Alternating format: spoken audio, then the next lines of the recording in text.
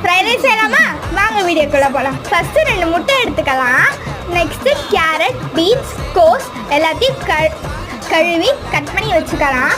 Next stove on பண்ணிட்டு அதில் ஒரு பேன் வச்சுட்டு ஆயில் கொஞ்சமாக போட்டுட்டு நெக்ஸ்ட்டு தேவையான அளவுக்கு கொஞ்சமாக கடுகு போட்டுடலாம். நெக்ஸ்ட்டு அது ஃப்ரை ஆனதுக்கப்புறம் 2 முட்டையை உடச்சி ஊற்றிக்கலாம். அதையும் ஃப்ரை பண்ணிவிட்டு தனியாக ஒரு பவுலில் மாற்றி வச்சிடலாம். திருப்பியும் கொஞ்சம் எண்ணெய் போட்டுட்டு அதில் கொஞ்சமாக கார்லிக் அண்ட் தென் கோஸ், கேரட், பீன்ஸ் இது 3த்தையும் நல்லா கொஞ்சமாக வதக்கி விட்டுடலாம். வதக்கிட்டதுக்கப்புறம் சாஸ் உங்களுக்கு தேவையானது எது வேணாலும் நீங்கள் போட்டுக்கலாம். என்கிட்ட சோயா சாஸ் இல்லாதனால போடலை. நெக்ஸ்ட்டு ரெட் சில்லி பவுடர், ஹாப்பிமா ஃப்ரைட் ரைஸ் மசாலா போட்டு தேவையான அளவுக்கு உப்பு போட்டு நெக்ஸ்ட்டு எல்லாமே கலரிட்டு லாஸ்ட்டாக பெப்பர் போட்டு முடிச்சாச்சு. இப்போ சர்வ் பண்ணால் செம்மையாக இருக்கும். பாய்.